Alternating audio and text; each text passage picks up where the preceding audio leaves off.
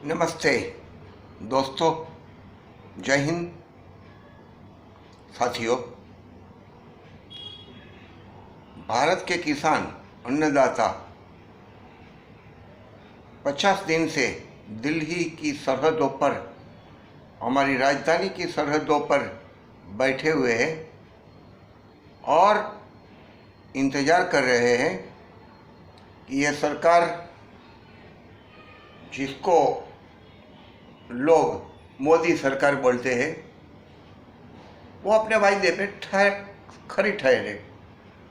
2014 के चुनाव में उन्होंने वादा किया था कि किसानों की आमदनी मैं दोगुनी कर दूंगा। दोगुनी को छोड़ो, अब हालात ऐसे बन गए हैं कि उनका पेट भरना भी उनके लिए मुश्किल हो रहा है। उनके बच्चों का पेट भरना भी मुश्किल हो रहा है। कई किसानों ने आत्महत्याएं कर ली हैं, मर रहे हैं बेचारे। खेती परवड़ती नहीं, खेती में बड़ा नुकसान हो रहा है और जहाँ से कर्ज लिया है वो साहूकार लोग वो किसानों को सता रहे। ऐसी बर्बादी के रास्ते पे होते हुए भी सरकार ने कुछ ऐसे कानून कर दिए जिस कानून की वजह से किसानों को कमाना दमाना तो छोड़ो, उनको अपनी ज़मीन संभालना भी भारी पड़ने वाला है। ये किसानों को समझ में आया। अब वो किसान जाग गए। अब वो मांग कर रहे हैं, डिमांड कर रहे हैं कि ये जो काले कानून तुमने बनाए हैं वो वापस खींच लो। सरकार ने जीत पे अड़कर ना कहा, चर्चाएं हुई, मीटिंगें हुई, बहसें हुई, दलीलें हुई। सरकार टस से मस होने को तैयार नहीं। अब किसानों को भी क्या करे, कोई रास्ता नहीं। तब किसानों ने ठान ली कि अब हटेंगे नहीं, मरेंगे। अब तक जानकारी मिली उसके मुताबिक 80 किसान इस आंदोलन में मर चुके हैं। किसी ने आत्महत्या कर ली। एक तो संत है, सिखों के एक बहुत बड़े संत, उनसे ये देखा नहीं गया। उनकी संवेदनाएं जाग गई। किसानों की, वहाँ बैठे हुए सोए हुए किसानों की इतनी बुरी हालत देख के उनसे रहा नहीं गया। वो अपने कनपट्टी पे पिस्तौल रख के आत्महत्या कर चुके। ऐसे कई किसान जिनसे ये सब देखा नहीं जाता है, बहुत संवेदनशील है, ऐसे लोग आत्महत्या कर रहे हैं। जू तक नहीं रेंगती ये सरकार की, नहीं। बहुत बुरे हालात है इस देश के अन्नदाताओं के। हालांकि वो सब हिंदू है, सब हिंदू है। देखिए, सच बात यह है कि ये जो किसान बैठे हैं हिंदू है। अब जब वो हिंदू है तो मैं कभी कभी सोचता हूँ कि इस देश में हिंदुओं की रक्षा करने वाले बहुत संगठन हैं, बहुत पार्टियां हैं, बहुत लोग हैं जो हिंदुओं की मदद करने के लिए भगवा झंडा लेकर गलियों में, रास्तों पे, चौराहों पे खड़े हो जाते हैं जब हिंदुओं पे आफत आती है।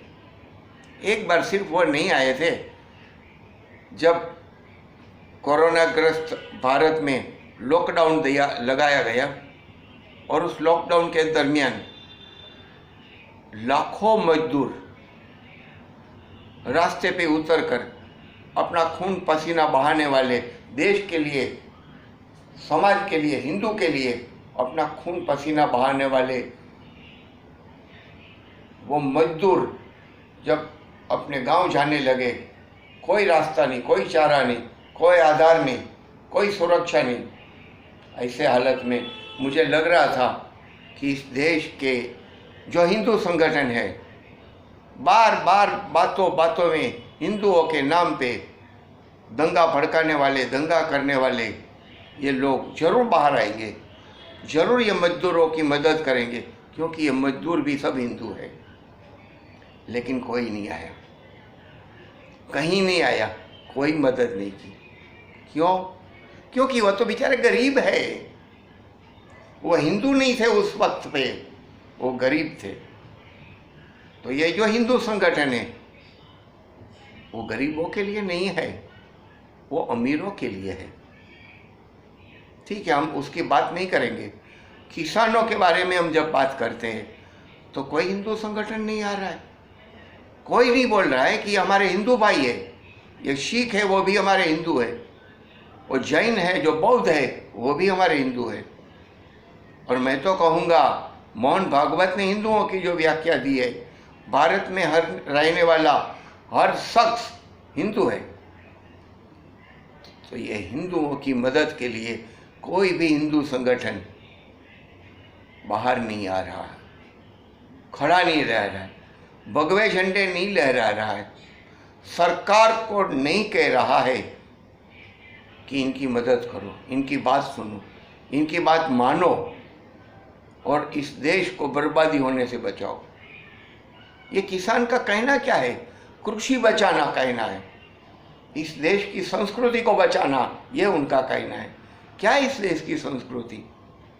इस देश की संस्कृति कृषि संस्कृति है, इस देश की संस्कृति ग्रामीण संस्कृति है और उस संस्कृति को बचाने के लिए ये किसान बैठे हैं, अपनी जमीन बचाने के लिए बैठे हैं।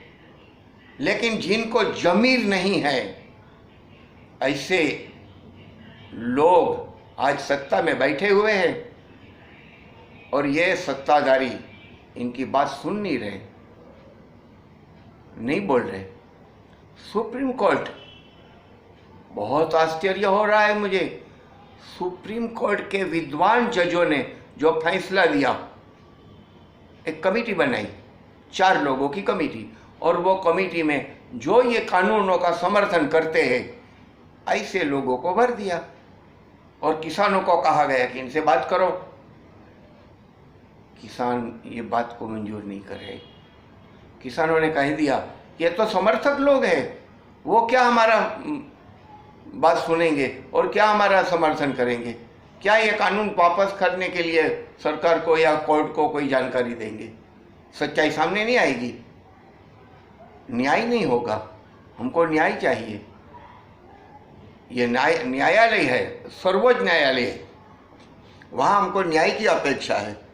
लेकिन जिस तरह से ये न्यायालय और न्यायालय में बैठे हुए न्यायाधीश गलत फैसले ले रहे हैं तो हम उनसे बात नहीं करेंगे, उनके सामने पेश नहीं होंगे। और यह हो रहा है। 2 महीने का वक्त दिया है अदालत ने, सर्वोच्च अदालत ने, सुप्रीम कोर्ट ने। मुझे नहीं लगता कि 2 महीने के बाद भी इसका कोई हल निकले। कानून बनाया है लोकसभा राज्यसभा में सरकार ने, और ये कानून वापस खींचने का काम भी सरकार का है, न्यायालय का नहीं। क्यों न्यायालय में जाएंगे?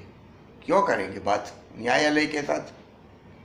एक ही बात है, सरकार ये कानूनों को वापस खींच ले और वापस खींचने के बाद फिर से अगर ये ऐसे कानून लगाने हैं तो किसानों से बात करें, किसानों के संगठन से बात करें, और वो बात करने के बाद जो सच रास्ता निकले वही रास्ते पे सरकार नए कानून बनाए।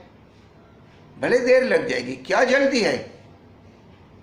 बर्बादी तो कुछ नहीं हो रही नहीं है देश की, जल्दी क्या है?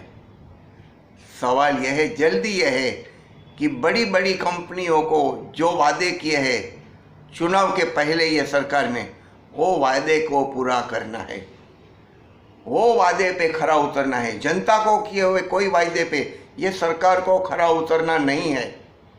बड़ी कंपनियों ने जो दिए है, बड़ी कंपनियों को जो वादे दिए हैं, क्योंकि उन्होंने बड़ा चंदा दिया है चुनाव जीतने के लिए और आगे भी देने वाले हैं, वो कंपनियों से वफादारी दिखाने के लिए, मैं वो कंपनियों का नाम नहीं ले रहा हूँ, आप सब जान रहे हैं कौन सी वो कंपनियां हैं, तो उनके लिए ये सब सरकार कानून कर रही है, कायदे कर रही है, काम कर रही है। ऐसी सरकार का धिक्कार है।